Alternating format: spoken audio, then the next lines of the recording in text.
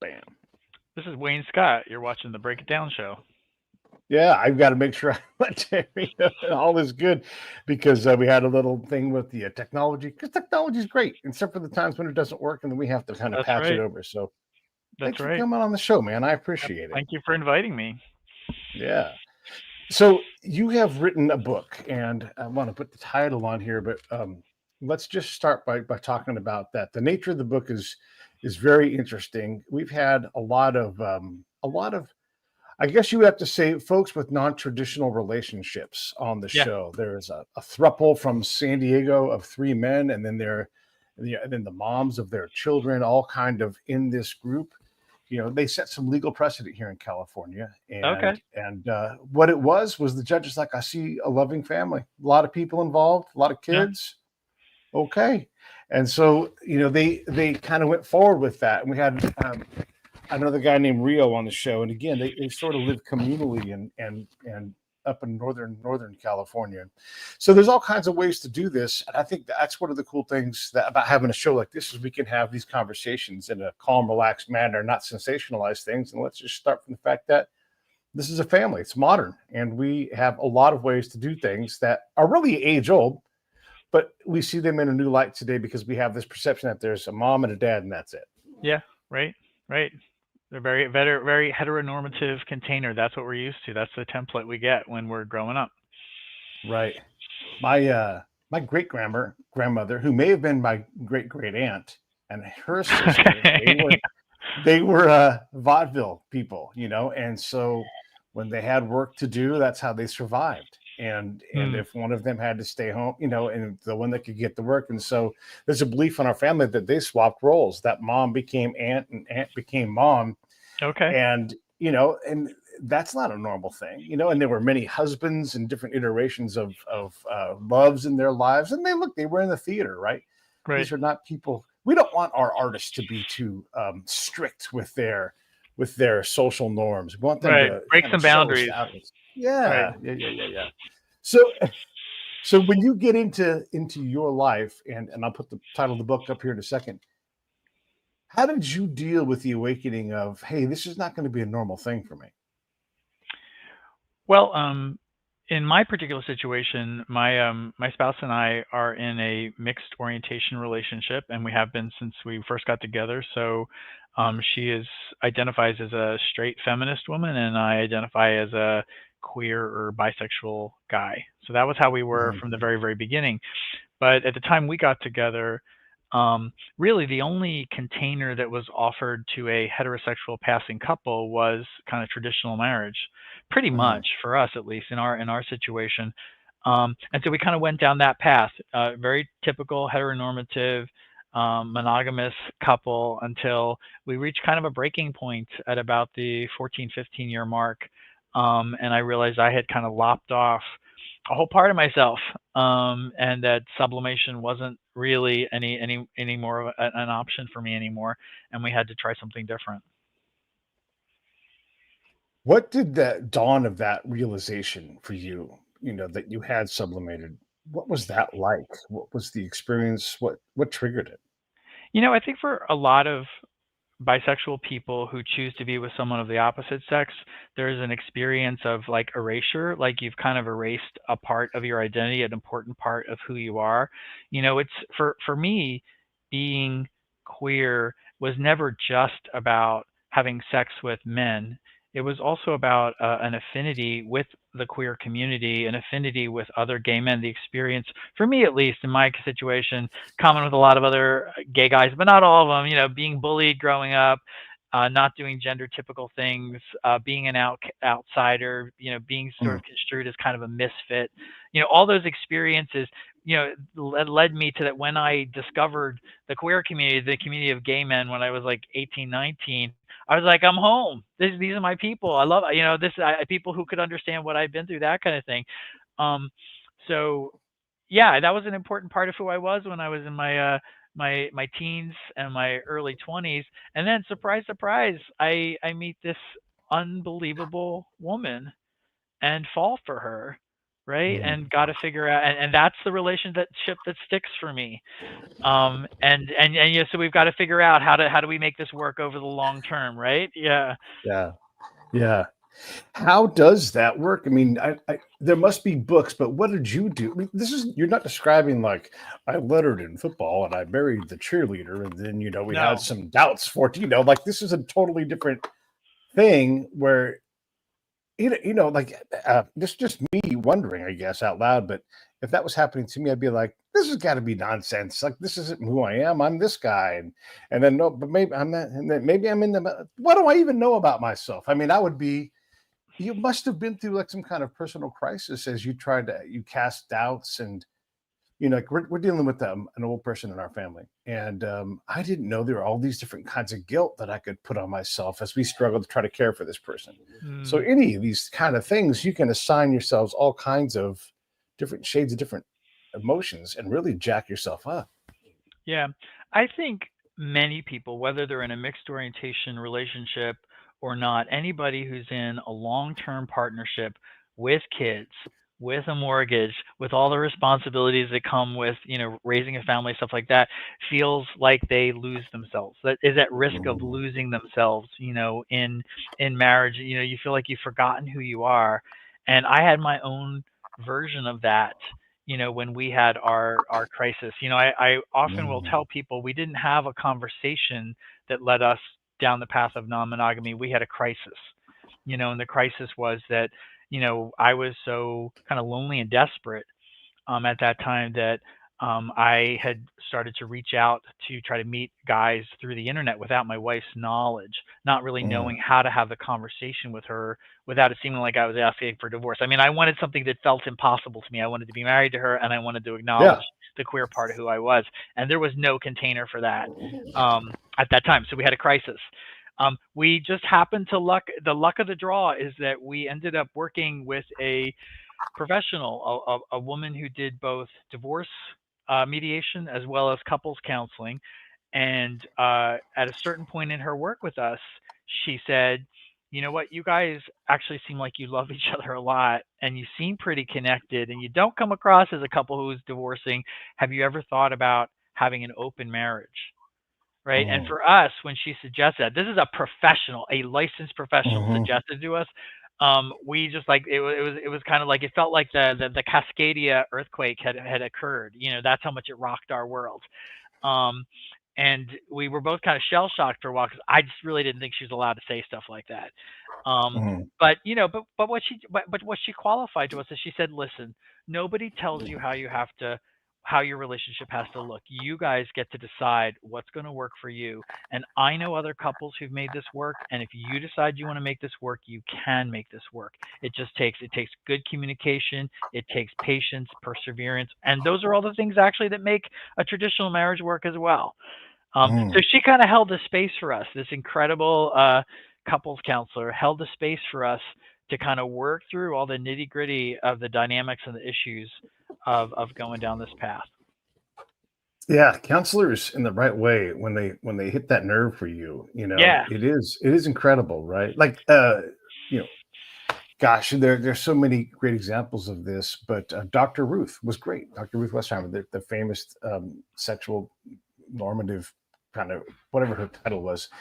But she would say, look, you got 5 minutes to give your partner a hand job. Quit being so stingy. Take five Right. minutes. I get it. You're tired. Give them a hand job. Right. You're like, fuck, why not?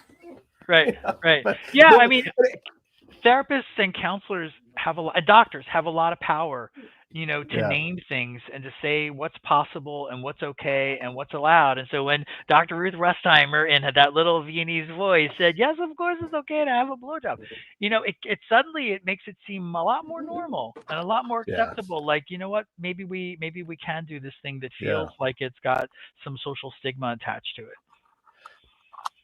And yet still there's work, right? You have to communicate, but there's these feelings, and nobody would blame your wife for being like, this is not for me, I don't Yeah. want to do this, or I want to do that, and then all of a sudden you guys both venture off into a spot where you're not doing the thing with each other anymore. I mean, it's very, this is just me guessing, but these kind of relationships, like all relationships are hard, but maybe this one's even harder, like this blend of things, because there's all these other feelings, things that you're going to bring yourself, things that they're going to bring to you that don't belong, all this other stuff that can get in the way.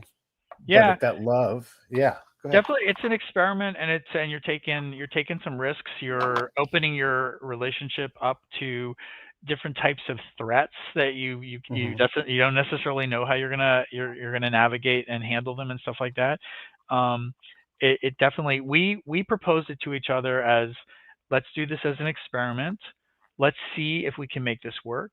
And if we can't make this work, we at least know that we have tried our best, and we sort of just, Hmm. and then we will very generously, amicably transition to whatever we're going to be that's not married, right? Friends or Yeah. co-parents or whatever we're going to call it. So we gave Right. ourselves an out. We gave ourselves an out. The interesting thing for non-monogamous couples, when you get married in a monogamous mold or template, they really kind of give you the rules. They give you the boundaries and the parameters of what the relationship is supposed to look like. Everybody Right. knows, right? But when you go off path, down the monogamous path, you kind of have to come up with your own agreements. You have to figure out, how are we going to make this work for ourselves? So it's very individualized, very tailored to who you are individually, and very collaborative, because we often had to, we would come up with a rule that we thought would work for us, and then test it out, and then we're like, oh no, that didn't work at all. We don't want to do that. At one Yeah. point, for example, my this is in the memoir. My spouse had been seeing this one guy for quite a long period of time. I had every reason to believe he was a very nice guy, very good for her in a lot of ways. We decided to have him come over to play a game of Scrabble, for the evening, right? And we had another friend come over to sort of be my ally in this situation. And, that was a really interesting experiment. I was glad to support her in her relationship. It was also probably the longest, most unbearable game of Scrabble I've ever played in my whole life, and I lost, which just compounds The writer the loses. yeah, the writer who led this guy was very intent on winning the game, and he did win the game. Mm. Um, but so that was a good example of, like, we tried to have a more kind of integrated arrangement, sort of the kitchen table polyamory, as they call it, where you have your boyfriends and girlfriends coming and having dinner all together, big Thanksgiving or whatever. That wasn't going to work for us. In our particular Hmm. situation, that didn't work for us. I mean, I think all couples do it differently in terms of what Right. feels safe, what feels like, this is my tolerance level for risk. This is how far I can go. And for us, it was, we keep things pretty separate. Keep things pretty separate. Okay.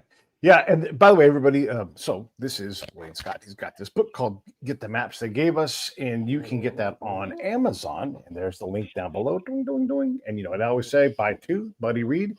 And it's fascinating. So, and then I'm going to put the link up for his website here in a second. But you talk about these rules, and look, it's one thing to experiment sexually when you're an adult and you're in a relationship and you both know, but you guys have kids and stuff. And how do Right. you communicate this, and how and when and why do you communicate, because that's a whole different lesson, because there's different rules for them as well. Yeah. Well, early on, when our kids were, of an age where we could have a conversation with them, before were even contemplating having a different kind of a marital arrangement, I had told the kids about my background. I thought it was important for them to know where I came from and who I have been before I was their dad, which included, being a member of the queer community. And so my kids always knew that part of it, and we also kept them. We also let them know when we decided that we were going to have a different kind of a marital construct, when we were going to have an open arrangement. Kids, the big thing. I mean, people always ask me, how are the kids doing? At the end of the day, most kids don't care. Our kids did not care. Their big priorities were like, did we get them to their soccer games on time? Did we bring home the right snack foods? Did we watch the right television shows? Did they get enough video time? Did we go on nice vacations together? But what she and I were doing in our romantic relationships really wasn't something that they were particularly interested in. And is there any shame on their part, like when their friends find out and there's rumors? Because kids are cruel, they say terrible things, and they're not built to understand your guys's, I would say, advanced or non-traditional form of relationship. Yeah, yeah. Um, I don't know. I live in Portland, Oregon, so it's a pretty progressive vibe here. socially. I never heard of them having any issues or challenges or anything like that. But I think we're fortunate where we live. We Mm, also really, for much of our lives, not now, of course, because I have a book out about it, but like for much of our lives, the people who knew about our atypical arrangement were, close friends, family members, people who were really close to our family. But really, to look at our lives, you would think we were pretty straight. We were still a pretty straight passing couple, mm, you know. mhm. Yeah, and is that just to keep the temperature of things outside of your relationship easier? I mean, that's just easier, right? Just to appear to be normal. Yeah, I mean, um, I think one of the agreements that we had moving forward with this is that we made our relationship primary and central. That we always took care of each other first and made sure that we were, and the other any other relationships we had could not take precedent or priority over our relationship with each other. Um, yeah, and so actually the way it looked was actually a reflection of the way it was. We were primarily kind of devoted to each other while also giving each other room to grow outside of the relationship. It's just it just wasn't a huge a huge time suck in terms of our lives, especially with little kids. Because when you have little kids, so much of your time is like you're just trying to get them around to the different places they need to go to. It's so like crazy busy. I'm always like Yeah. shocked that we were trying to pull this off while we had such little kids. I was gonna ask, like, who's got time for all this? Yeah, I know. I mean, I think we kind of like You I haven't think we mentioned laundry once. You do more laundry than you have sex in any kind of good relationship. How yeah, could you do I so much know. Like the laundry laundry and together? the dishes were like, after you just like thankful that those get done sometimes, right? Right. Yes, exactly. But yeah, I mean, there's so how do you find time? And then I guess the other thing I want you to talk about a little bit is you it appears from what you've said so far to me that you brought this to the relationship. So was your wife also inclined the same way? And was just a happy accident that you guys both had this tendency, or did she develop that, or is it more monogamy? Help me understand that part of it too. Um, well, we both had relationships outside the marriage, um, and that was part of the agreement that it would be equal that way. Um, I think, I think, this is in the book. I always have to be careful not to speak out of turn, like speaking for her, Mhm. but this is information Right, I've right, already right. checked out with her, and it's in the book. I think if she had had her choice, she would have had a more conventional arrangement. Okay. Yeah. Absolutely. I mean, that was kind of like that's very deep part of her socialization as a woman in this culture. It's a very safe arrangement, a very protected arrangement. That's what felt right to her. But Mhm, she mhm. also chose to be with a bisexual guy who didn't fit a traditional mold that way. So I don't think either one of us was surprised that we ended up this way. Do you guys have like protected date nights though? It's like, hey, don't make plans on these dates because you got to maintain your own relationship, right? You guys got to go out to the whatever, the opera, the show, go see Yeah. Pink Martini play at the zoo, whatever it is, Yeah, right? yeah, You guys got to you do got these the things. Portland vibe. You know what our menu Yeah, is. Yeah. Yeah, we do. yeah. We there's not a week that goes by that we don't have a night out that's just for the two of us. And I'm in a different stage now too. My children are actually in their early 20s now. So I don't have Right. kids at Okay. home. So this is like I mean now it's like a breeze to have a comfortable marriage is a breeze because like I didn't realize how much time it Oh took my gosh. when we had kids living at home. But now that they're gone, we have a lot of a generous amount of time to spend with each other and to um, make sure that that works and that that is never threatened by any other outside relationships. What are the little things that come up that do require navigation? Like you go down to, Broderick for lunch or whatever it is when you show up there and there's the other love interest or the other partner is there.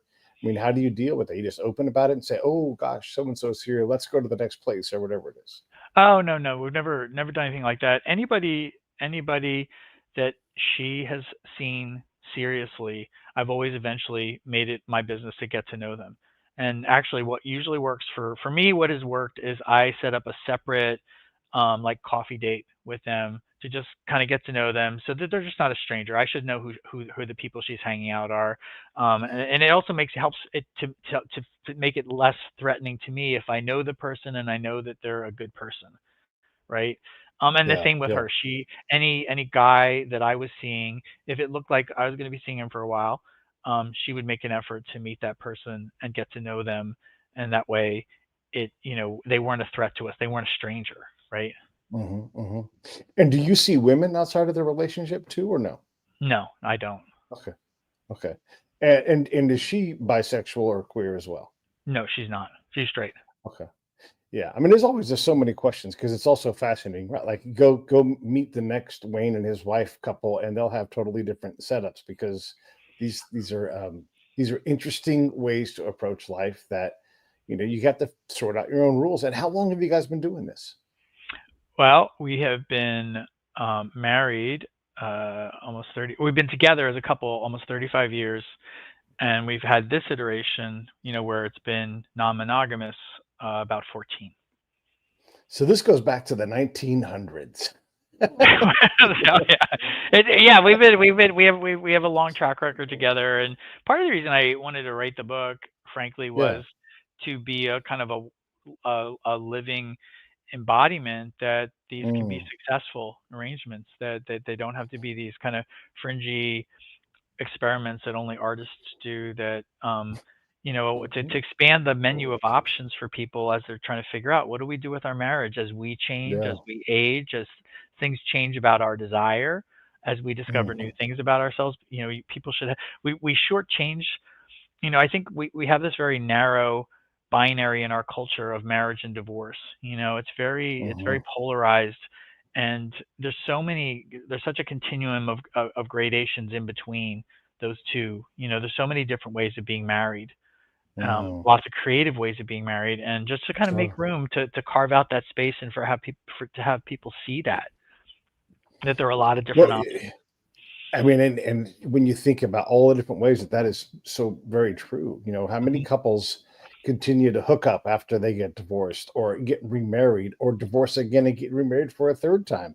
I mean, Yeah. all of these things happen. My cat is getting a little fired up right now, so I'm talking too much. Oh, well, it's an Kitty, you exciting topic for all mammals. It really is. gotta she's chewing on my arm. Don't chew on my arm and attack me. My cat is attacking me on TV live. You go away. Nope, go away. My cat's attacking me. She's getting mad at me because I'm not giving her food. Because it's about her time to get fed. My cat has made Oh, her gotcha. full attack on Gotcha. the show. So okay, getting back into this, the norms of the non-norms, right? It's very normal. There's all kinds of ways to have relationships. There's also, we have one basic word for love, and then the Greeks have their three. Yep. Three doesn't even cover it. I mean, there's like mature loves, there's seasoned, there's all kinds of different styles of love.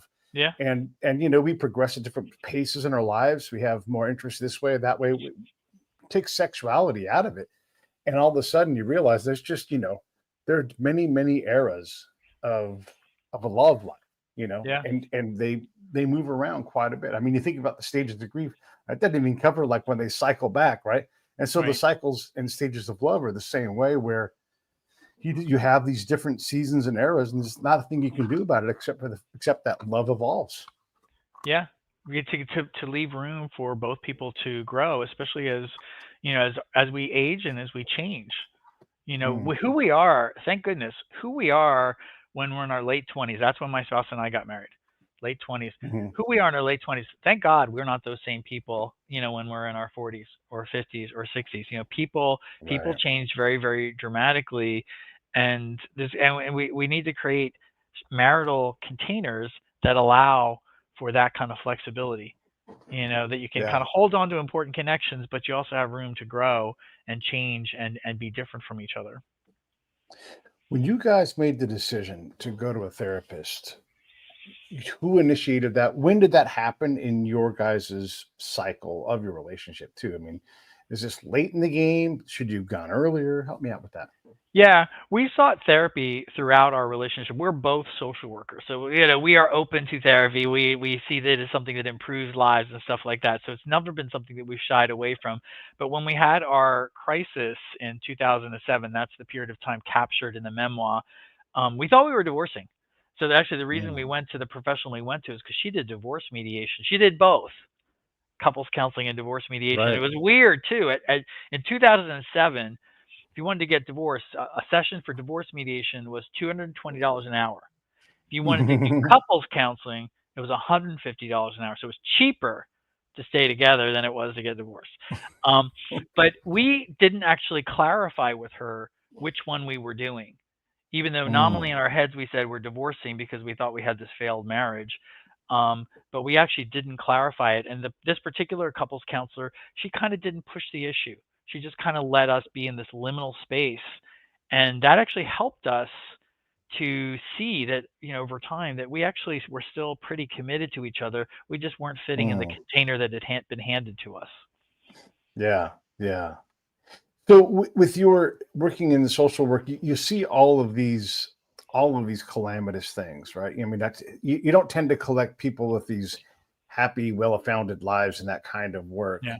And so, how does that inform your decisions on how the two of you approach these things? I mean, obviously, you're open to therapy. You just talked about that, but there's a lot to recover from that work. I mean, I used to be a spy, and I would walk around Iraq and Afghanistan, and I would talk to these families and just gather all this woe from these people, Yeah. horror stories, and it was awful. And a lot of my damage just comes from collecting all of that stuff and just chewing on that and trying to, and then watching us fail them, and it was just Yeah. hugely damaging. How do you deal with that?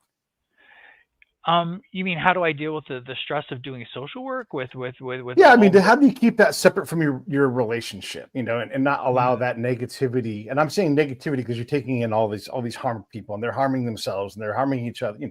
How do you keep that separate, or how do you filter that so that it doesn't creep into you? And both of you guys do this kind of work, so Yeah, how no, do we you both guys protect yourselves? Yeah, I mean, I think it does seep in, and one person's stress, the one person's work stress many times becomes the whole family stress, right? I mean, it's something Yeah, that like most social workers that I know, myself included, struggle with throughout our whole careers because it's really hard. It's really emotionally hard work. yeah, It's really yeah, wearing physically. People don't think it's as physically demanding as it is. You're just sitting there talking to people. What's so physically demanding about that? But your nervous system is so deeply engaged, right? And our nervous yeah, system connects to all of our health functions, right? So you have yeah, lots of social workers who have different GI issues and dermatological and respiratory issues because the work is so emotionally demanding. I think it helped, that my spouse understands, that she's hmm, in the same hmm, she's in the same field. She understands the stresses that come with it. We both have a really deep commitment to social justice, into a lot of the things that social workers believe in very deeply. And we also both have, we've also, because we study family development as social workers, we both had read the research that says that children do better when they're in families with more than one parent. And that's no hmm. diss on single moms because I come from a single mom, but it is hard to be a single parent. And especially with three kids, very hard to be. And you need support to raise a family. And I think that Yeah. during our worst periods together where we were just so convinced we were going to get divorced, we always knew that all three of our children needed us. Mm. We always knew that Yeah. they would do better if we figured out a way to work together for their sakes. Yeah. Yeah, to do it right, to be a parent and to do it right, is extremely demanding, and it takes more than one person. It takes more than two people. Yeah. Yeah. Yeah. Yeah. It's hard. I mean, yeah. Yeah. Yes. Just again, the car rides to wherever they got to go, the laundry, the dishes. That's a Hmm. 100 hours a week. It's just, Yeah, even if one of oh my gosh, it's just so much up. And it brings me back to again, like, how do you even manage what you got? And let alone bringing other people in who are fine with that relationship. How did your various external partners? How did they handle this? I mean, sure, you're communicating, but that yeah. doesn't mean that they're obliged to behave or get along or any of those things. Well, interestingly, as part of the story in the memoir, the first man that I kind of connected with for an outside relationship was another bisexual, heterosexually married man with kids. His kids were the Mm, same age as mine. So we actually had very parallel situations. And so that really reduced a lot of the risk of our involvement because both of us were really clear from the very, very beginning that we were never going to leave our spouses and our kids. mm. That wasn't something, and so we both respected that about each other, and that helped us to respect it, and we respected it about ourselves. And was he as open with his spouse as you were with yours? Yeah, no, we that was an important part of it. Neither of us was kind of down low. or any one of those arranged. It wasn't a secret. I met his spouse at one point, and he met my spouse. There's actually a whole chapter in the book about when we all met in church, of all places. We met in church one day, and had our first conversation. So This is one of the things too, because, and again, like, when you know a lot of people, you know a lot of different types of people, and everybody can go to church, and there's love in there, and there's fellowship, and there's spirituality, and there's caring for those things. And so when you say that, totally normal to me, but it's going to shock other people that, like, well, isn't all of this a sin? Aren't you, violating some kind of thing? But here you are. You're a family that uses religion as part of the maintenance of your well-being. What is your pastor counsel, and how do they deal with these things? Or is your church very open to these? It's Portland. well, So it's almost a joke when I tell you it's a Unitarian church, so they're very uh-huh. pluralistic in terms of, Yeah. they embrace multiple faiths, and they're probably one of the least dogmatic, least orthodox Yeah. environments to be in. So again, we lived in a very progressive, socially progressive city, and then the faith community we attached to, very socially progressive. It was a very gay, LGBTQ affirming congregation. So Sure. lots of gay families. So we were not exceptional at all in that community. And again, like, this goes back to, if we're going to really dive into the Christianity side of things, this is Christ's message: is just love, more love, love, love, and love. Yeah. And Augustine and all these guys who talk about love and the power of it, they're not saying less love ever. They're always saying more love. Yeah. Right. Right. Yeah. Yeah. So how much does your faith inform this lifestyle? I mean, when you're in the Bible or some kind of scripture, adjacent book that kind of guides, or maybe you're in a study group or something, like, whatever it is, again, you're in Portland, so maybe that's just because of part of where you're at. But how do you reconcile these things when there is a lot of judgment in people, even soccer teams or whatever? It's like, those guys are different than us. There's going to be judgment. Yeah. Yeah. Um, well, first of all, I mean, my attraction to the Unitarian Church was not from any kind of a Christian orientation or anything like that. I liked they celebrated many faiths, and also they celebrated Mhm. secular wisdom, music and literature that was secular. So, I was attracted to all that. I think we've got Right. something to learn from all of it. So I wasn't coming at it from a particularly Mhm, Christian mhm. perspective. Um, Okay. I don't know what was the other part of that question? Well, just in general, like, there's just a lot of judgment. I Oh took yeah, it yeah, outside of church, because you can get judged on the soccer team, because the parents have scuttlebutt and they love to look down on each other, yeah, because we're all yeah. assholes. Right, right. Yeah, I mean, there's definitely a lot of judgment, and there was a period in our time when we first kind of ventured down this path that we didn't tell a lot of people, because Right. even when you've kind of intentionally and consciously decided that you've decided you're going to do this, because of how we've been raised and conditioned, you still feel like you're doing something wrong, right? It's a very mononormative culture, very heteronormative Yeah. culture. So you still feel like you're doing something wrong. You kind of have to get over that shame that feels like it's like, embedded in your cells. Um, Right.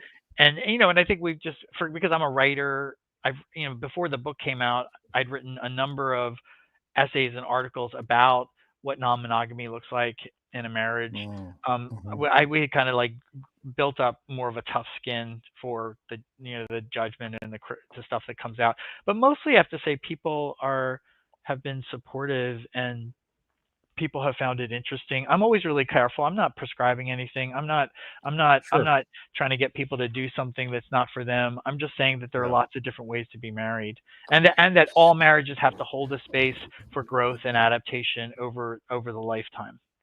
Yeah. Yeah. Wait, and look, all of us who want to teach anti-bigotry, and then you have to learn tolerance. And Yeah. what you're describing is a relationship that works for you two, and adjacent adults. Your kids are Yeah. fine. It's been at this for a long time, and Yeah. so we can't lose sight of the fact that this is working for you. And we all know people that they have trouble in a very traditional relationship for whatever reason, whether they're addicts or whatever it is. And Yep. so before we start casting judgment at a successful couple, Yeah. let's slow down a minute. Well, and I think there's also a lot of, and while we're having that conversation, I think it's important to destigmatize divorce, because I do think Mm. that one of the ways that people change, often is that they they do. They descend into addiction or domestic violence or all these reasons where you wouldn't want someone to think they have to stay with that situation. It is okay to say whatever I got from this relationship, I got it, and like it's Right. okay for me to leave and for us to have some other different kind of relationship post Yeah. divorce, and that there shouldn't be any shame or stigma that attaches to that. Because I Right. don't think that serves anybody, especially doesn't serve kids.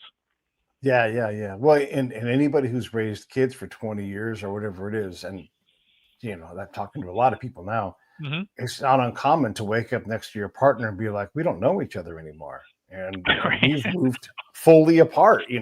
Right. And so Right. let's get along great as grandparents, but let's not live together because we've done this long enough, and then have the regret of we should have done this 10 years ago, whatever it was, right? Because Yeah.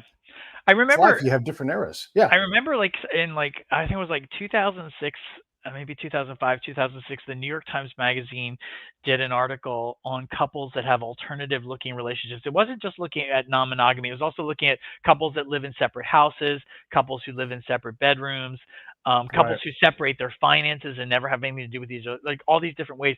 And the only word they could come up, the title of the article was The Undivorced.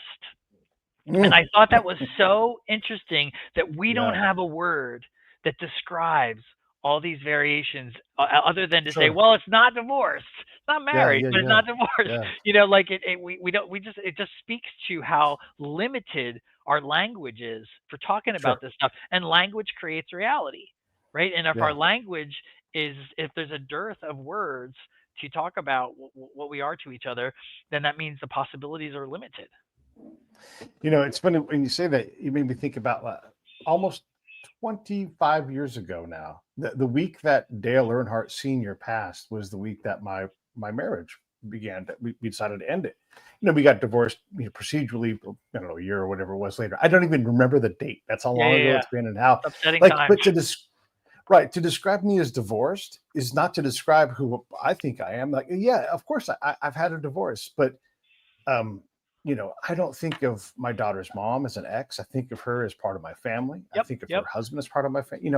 And so to say, oh, well, you're divorced, like, am I? Am It's I? weird. It's Like, really weird that that somehow has to attach to your identity. It's like, again, yeah, it's like a mark of shame. It's like your scarlet A. I'm a divorced person, and that's always who I'll be. That it's so stupid when you think about it.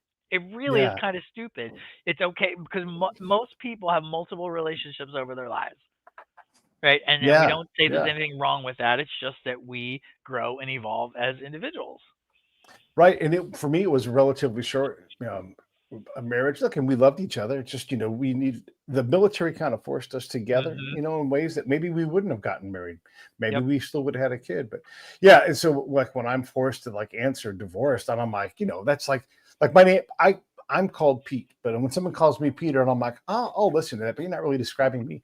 Divorced is even further away than that, where I'm like, Yeah. yeah, that's just not like, and again, I have to use Dale Earnhardt's death to Mhm. remember, like, when did all this happen? It's just Yeah. not like a major event in my life.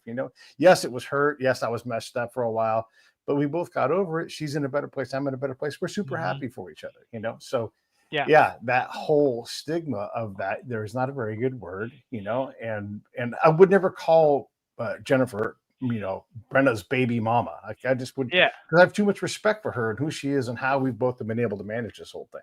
Yeah. Yeah. I mean, to me, that's a successful partnership. That's a successful relationship that had room to evolve over time. Right, And it just right. takes maturity and also not believing that the stories that are given to us are true, about divorce being a failure. Yeah, yeah. And if it is true for you, and it is, that's fine too. That's another thing. It's like, I don't need to be in your guys' bedroom. There's 100 questions I could ask about the mechanics of the sexual side of your thing, but I don't need to know those things. That's salacious and all that. So that's not for me to know. And you wouldn't need to know that about me. So I'm not even bothering to ask that. I mean, look, I might imagine like, oh, those guys have an open relationship. Let's invite them to our swinger party. And then you guys may say, hey, we're not swingers. We're not Right. crazy. Right. But, and I'm not saying swingers are crazy, but I'm just saying that, you get like these guys have this non-traditional thing. We often get too involved in the mechanics of someone else's lives. Like a friend of mine has a kid that's trans. And I was asking him, my friend, I was talking like, how does it work? Is the person gay? Are they with? And he's like, I don't know. I don't know. I'm like, oh, what the fuck am I asking for? You're right. Like, why do I care? Yeah. How they manage their sexuality, it has no bearing on my life whatsoever. You know, Right. this is a person I've seen maybe 5 days in my entire 55 years of my life. You know, Mm-hmm. I bear them no ill will. It doesn't matter to me how Yeah. they sleep with somebody else because no one's committing a crime here, right? You know, and Right. so that's the thing is we get so involved in how these things work that it's not for us. Right. Right. Yeah. I mean, Yeah. there's a way in which we, and the way we ask the question, we regard arrangements and people as oddities, and nobody wants to feel that way. Nobody wants to feel like they're an animal in a zoo cage. You know, that's Yeah. being, we're all humans, and we all have Mhm. idiosyncrasies and weirdnesses, that make up who we are. All of that said, getting back to your root relationship with you and your wife, how do Mhm. you guys hold yourselves and each other accountable for your relationship? I know you have your prescribed date nights, that kind of thing, but still beyond that, you have to communicate. And if you need something, how do you determine what takes precedence and how you slow down? And again, who does the dishes and all, who's going to mop the floor? I mean, all the things you have to do outside of that and get Right. along. It does sound like, and look, all relationships are challenging, right? But Yeah. it sounds like yours may have more stuff to tend to. Um, you might think that it's interesting. It really kind of, once you've kind of gotten over the hurdle of, Mm-hmm. of trying I think the first couple of years that we were going down this path, it was awkward and fraught, and there was Mm, conflict, and there was a lot to figure out.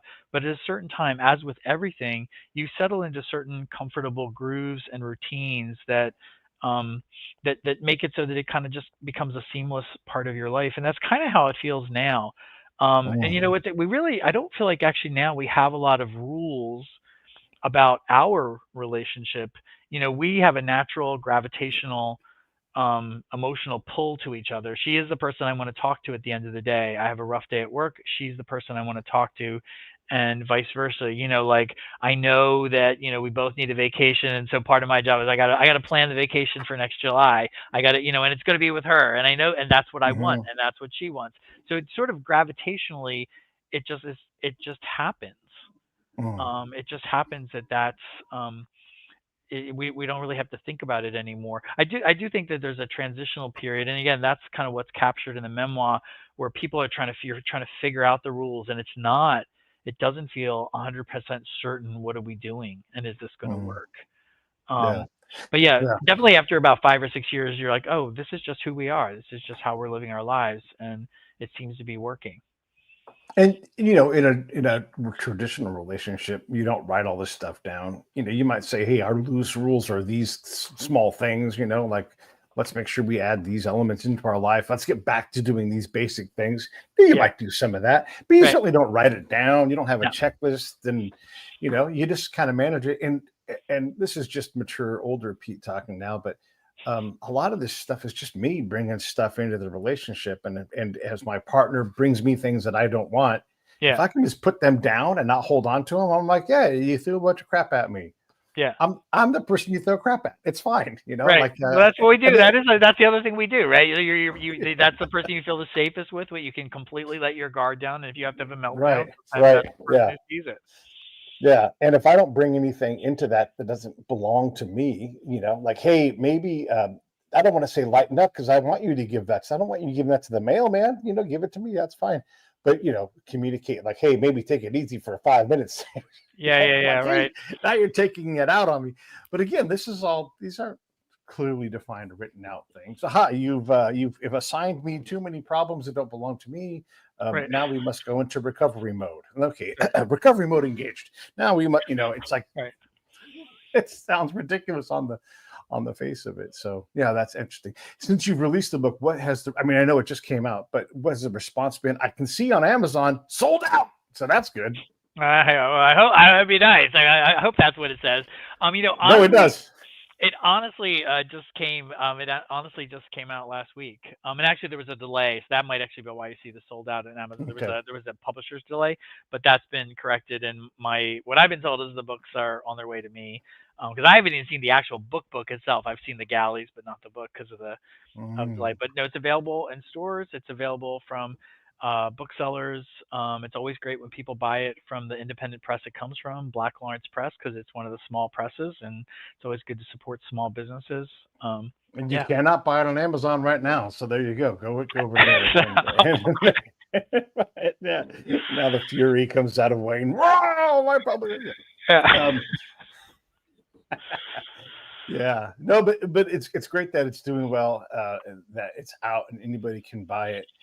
Has there been negative feedback or blowback? Because this is, it's not a norm, and people sometimes stamp their feet a little bit when the non-norm comes at them. Yeah, there hasn't been.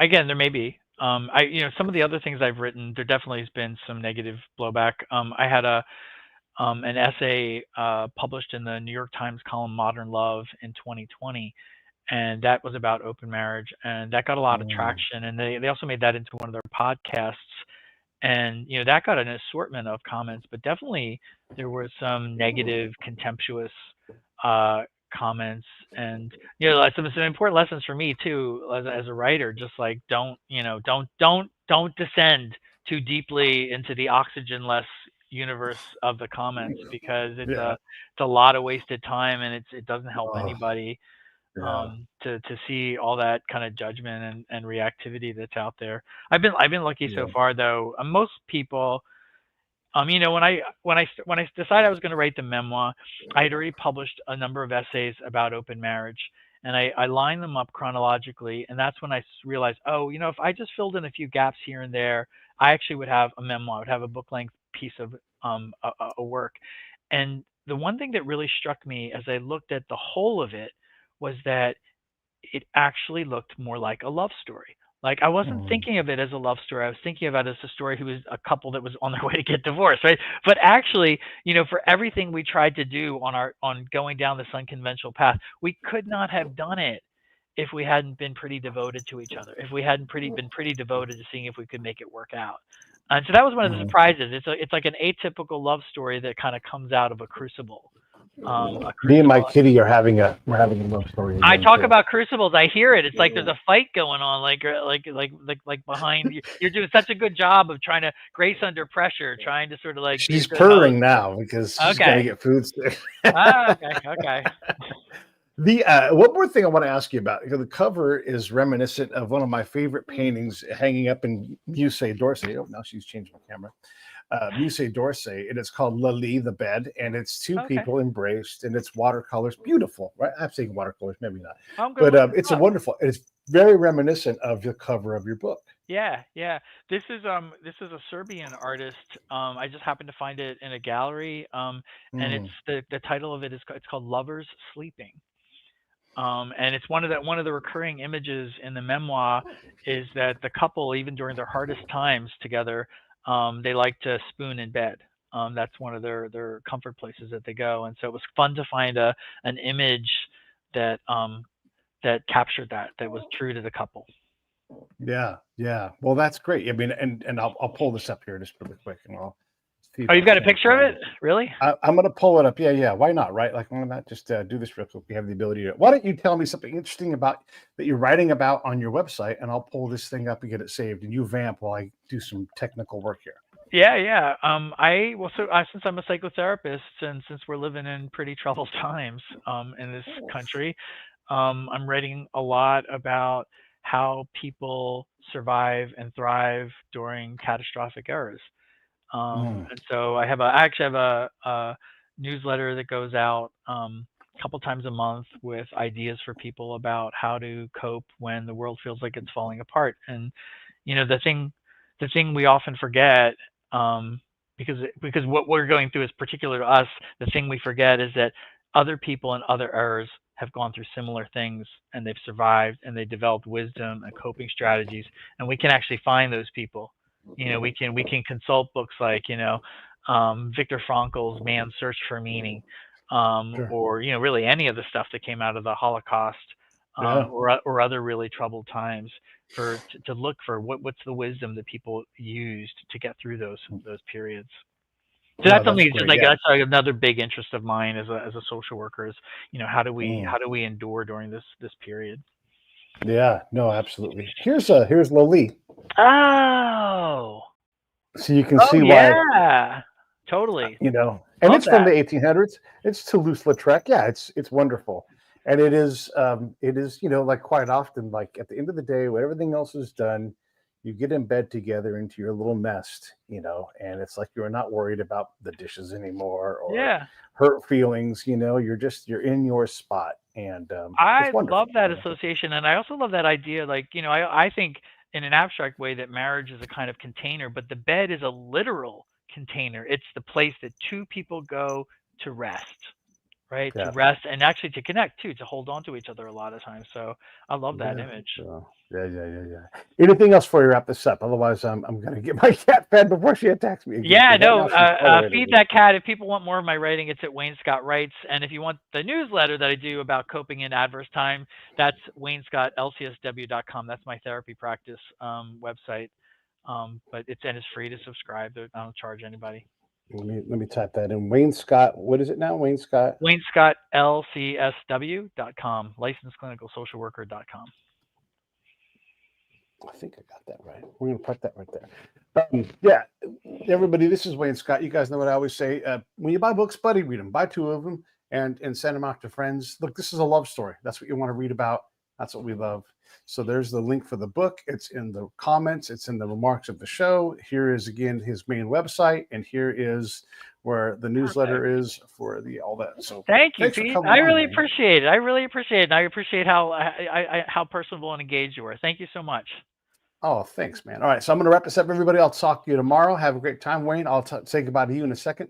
Hang on, everybody.